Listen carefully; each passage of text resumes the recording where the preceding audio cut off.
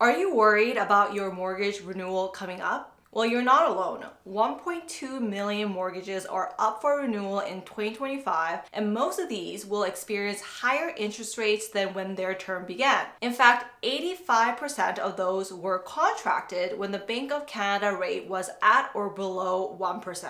Now the policy rate is 2.75%, which has actually come down significantly over the past few months from a high of 5%. So the big question is, should you go fixed or variable? I just recently renewed my mortgage and grappled with what decision I should make. I'll walk you through 3 key considerations and what the banks are hiding from you, as well as walk you through some calculations to determine which option is better for you. So let's get started. The first consideration is the renewal process. The renewal process is different from getting a new mortgage. Fortunately, it's a much simpler process if you're staying with the same mortgage provider, as they won't require a stress test or income test. That being said, should you consider switching? Well, it depends on what's important to you. I would stay with your current mortgage provider if you like the services they provided during the mortgage term, you negotiated a competitive mortgage rate, and I suggest comparing quotes and bringing them to your current mortgage provider. And you prefer simplicity and don't want to go through an income test, especially if you're self-employed and have irregular income. On the other hand, you might consider moving to a new mortgage provider if you don't like your current mortgage provider and you're looking for specific terms, such as those related to mortgage prepayments. You are looking to optimize on the best mortgage rate, as well as new client welcome cash bonuses from new mortgage providers trying to win your business, and you are employed and have steady income, in which case the income test is pretty straightforward because all you really need to verify your income with is a couple of pay stubs and your tax return.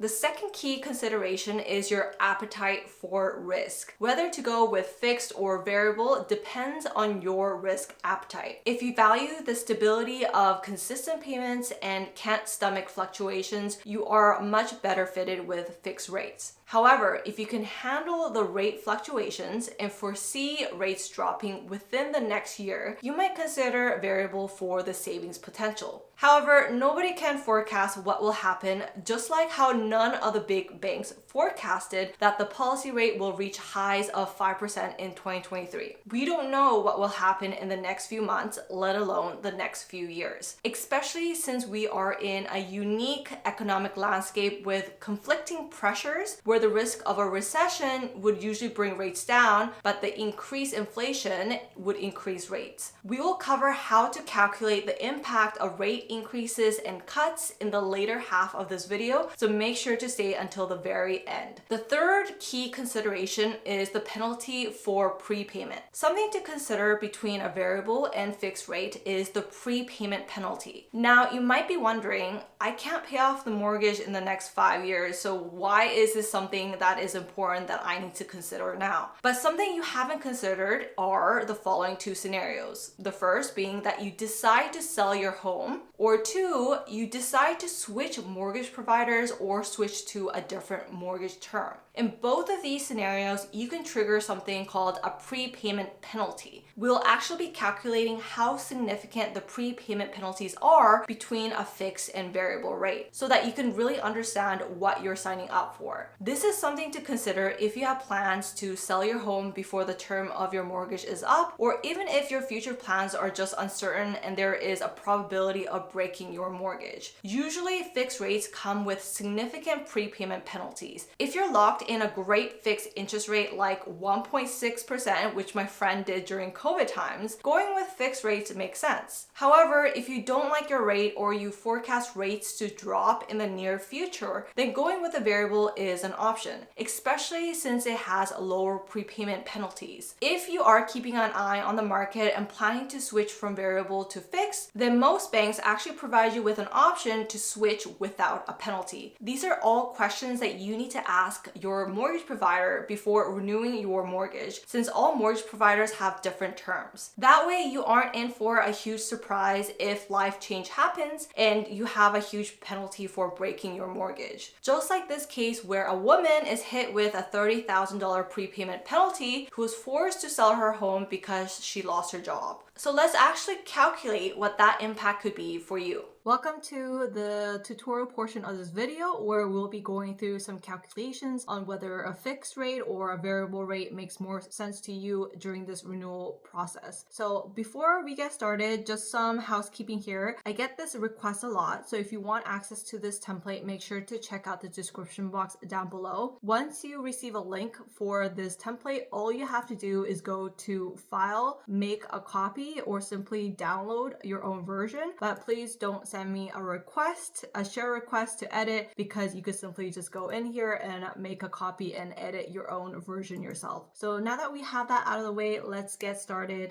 For this template, there are 3 different types of calculations. The first one is we're going to be calculating the difference in payments between fixed and variable, since the rates will be different. And the second part of the calculations is to calculate what the prepayment penalty will be. And the third part of the calculations is to do a variable rate sensitivity analysis. So I'll be walking you through each part of this calculation to really make sure that you understand everything that goes into your mortgage. Obviously, talk to your own financial advisor, your mortgage broker, to really understand how everything works. But for myself, when I was going through the renewal process, I did something like this and really helped me make a decision that made the most sense to me. So let's get started. The first part is the difference in payment, and we'll be writing down some assumptions. So all the cells in green are for you to update. I went ahead and I made up some assumptions. The first being that the mortgage amount is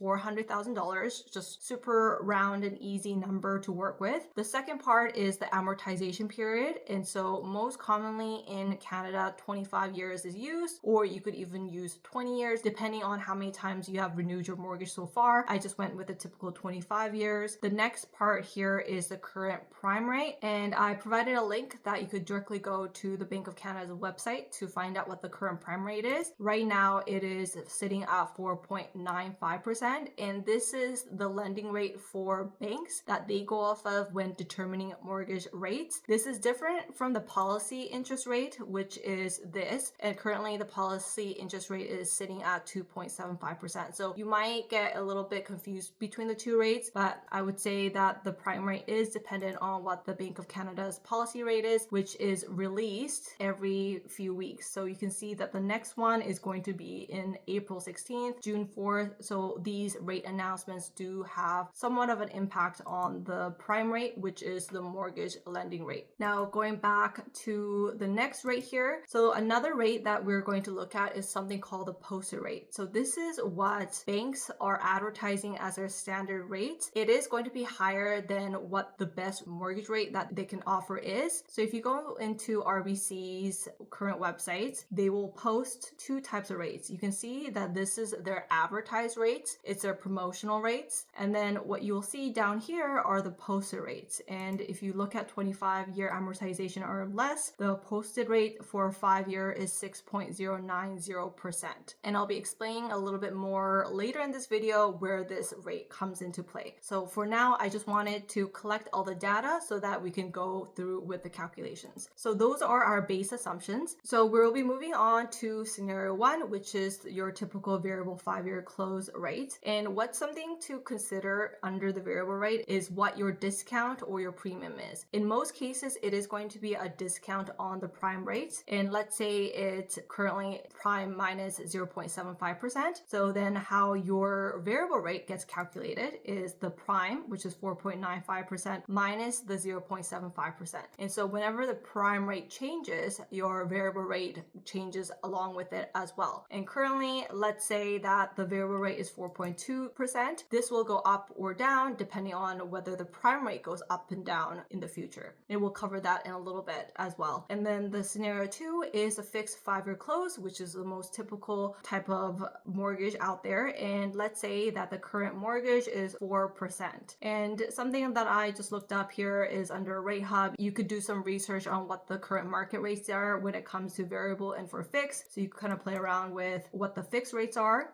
So you can see it's around the 4% range, and then the variable is slightly higher right now. So let's say 4.2, 4.25%. So I've just put in the numbers here for now, but feel free to update it to whatever number makes the most sense for you. So we'll move with 4% for now. Let's say that the fixed rate, it is slightly better than the variable rate. And you can see here, there is a summary of what the results are. So what I like to look at when making my decision are 3 different types of terms. The first is what you'll be paying in terms of interest and penalty in your first month. Then the second type of information is what you'll be paying in total for the first year. And then the third type of information is what you'll be paying in the entire 5-year period. And you'll see that this is just the first month. This will change over the next couple of months as you pay down your principal. And if you want to look at that in a bit more detail, you can go under scenario 1. You can see that all of the information here is linked from the summary, so you don't need to update it. And you can see that the payment amount is $2,156, which aligns with the payment here. And you can see the principal is $756 in the first month, but you can see that it slowly goes up over time as you pay down your mortgage, and your interest conversely goes down. So if you wanted to take a look at every single month, this will give you a bit more detail, but I just want to know ballpark how much I'll be paying on a month-to-month basis, especially the first month. And after the first year, you would have made total payments of $25,869, of which the principal is $9,246 and the interest is $16,623. And then the shocking bit is after 5 years, where your total payment was $129,000, of which the principal was $50,000 and then the interest was around $79,000. So that's information to go off of. Now, the scenario 2 is a fixed rate. So the fixed rate is the same thing here, where you will look at your first month's payment, which is slightly lower, considering that the rate is slightly lower right now compared to the variable rate. And all the breakdown, it's principal $778 and the interest is $1,333. So it's not a huge difference over here. And you could actually compare it by looking at the table here to see how much of a difference that is. So that's only $22 per month. So not a huge difference. And then over the first year, you'll be making $25,336, of which the breakdown for principal is $9,500 and then the interest is $15,827. So even after the first year, there's not a huge difference either. You will be paying $263 less in principal, and then you'll be paying $796 more in interest. And over the 5-year period, it will be $1,220, and then interest, you'll be paying about $3,800 more in interest. And what this information gives you is whether the interest rates make a big difference. In this case, it's not a huge amount of difference that would really sway you from one rate to another. Obviously, we'll be considering other items like the prepayment and the variable rate sensitivity analysis, but in this case, I wouldn't say it's a huge make or break. But that being said, let's say that the fixed rate is even better at 3.79%. Then the interest portion goes up, and that might be a point where you start considering that the fixed rate can give you additional savings over the variable. So that's something to consider when it comes to the payments. If the term is even closer together, so let's say 4.15%, you can see that it really doesn't really make a difference. Then in this case, you'll really consider the other factors that we'll be going over in a little bit. But let's change this back to 4%. So after comparing the payments between a variable and fixed, the second part that you might want to consider is the prepayment penalty. And this might come into play if you are considering on whether to sell the home in the next year or two, and that the likelihood of you breaking your mortgage is high, or you just have more uncertain plans going into the future and you know it's not your forever home and you want that added flexibility, then this is something to definitely consider. So in order to calculate the prepayment penalty, we would need to go over some assumptions. The first being the current variable rate at the time. So let's assume that it hasn't changed. It's at 4.2%. The fixed mortgage rate, 4%, that doesn't change over 5 years. What might change is the posted rate. So currently on RBC's website, it is 6.09%, as we were able to verify over here, but this will change depending on what the market is like. So currently we'll just use the 6.09%, and what that calculates is the differential. So the differential is the difference difference between the posted rate and the fixed rate, which is 2.09%. Another assumption that we are making here is how much mortgage is left at prepayment time. So let's say that it is $400,000, but as you make your monthly payments, this amount will decrease as you make payments towards your principal. But for the sake of this example, let's say that you're canceling your mortgage at the beginning of your renewal. So that'll be $400,000, and the months left would be 5 years times 12. But obviously, if you are prepaying your mortgage at a later time, then you would need to reflect that, whether that's at the 4-year mark, 3-year mark, so on. So it really depends at what point in your mortgage over the 5 years that you're planning to break it. But in our case, we'll just be going off with the numbers that we currently know. With these assumptions, the penalties would be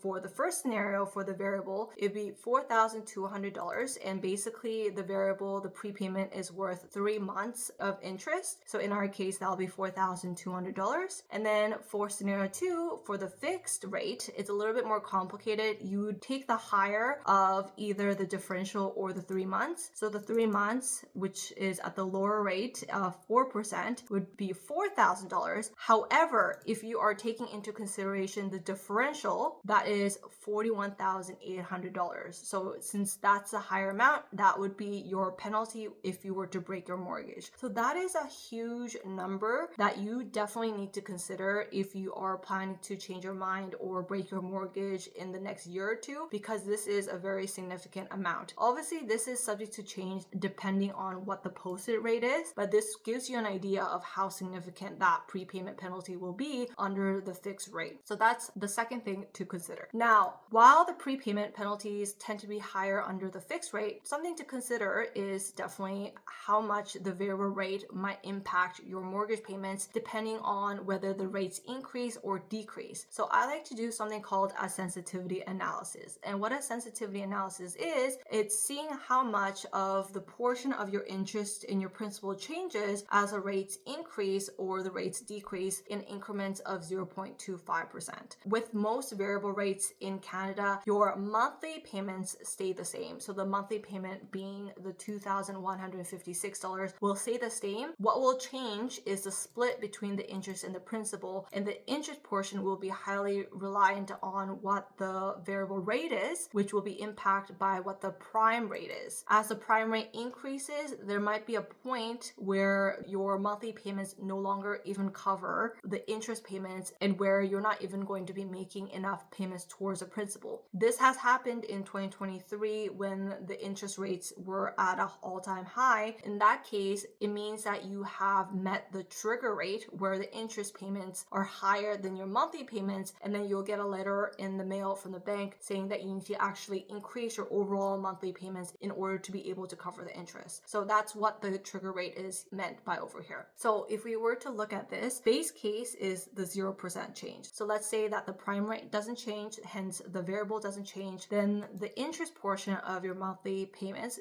stays the same at $1,400. Now, let's say worst case scenario is when the prime rates start increasing. So then you will see at each increment, your interest portion will go up, and the changes are calculated in this column over here. So this will be the monthly impact, this will be the annual impact, and then this will be the 5-year impact. So that's something to kind of compare across the board. Now, obviously, on the flip side of why you might want to go with the variable is if the rates decrease. Alternatively, these are the cost savings that you will incur on a month-to-month basis if the interest rates start coming down a lot. Or in the case of a recession or economic downturn, the rates will decrease, which means that you'll be paying more towards principal and less in interest. This will be the monthly impact, this will be the annual impact, and this will be the 5-year impact. Are these amounts something that I can withstand as there are increases? Or maybe as there are increases, you can consider switching it over to a fix in order to freeze the rates. But alternatively, if the rates decrease, this is how much you can save. And when the rates hit bottom, or if you don't think the rates will go down any lower, and if you have plans to keep your home in the next 5 years, then you could consider switching to a fix with no penalty, depending on what you have negotiated with your bank. So those are the three main things to look at and to calculate to see if the numbers make sense to you. Now, if you want access to this template, I will provide a link in the description box down below. So in this video, we covered three main considerations as well as went over the calculations. Let me know in the comment section, will you be going with fixed or variable? And if you want access to the template that I used in today's video, make sure to check out the description box down below. Thank you so much for tuning in today, and I'll see you guys in my next video over here on how you could pay off your mortgage even faster. I'll see you guys in the next one.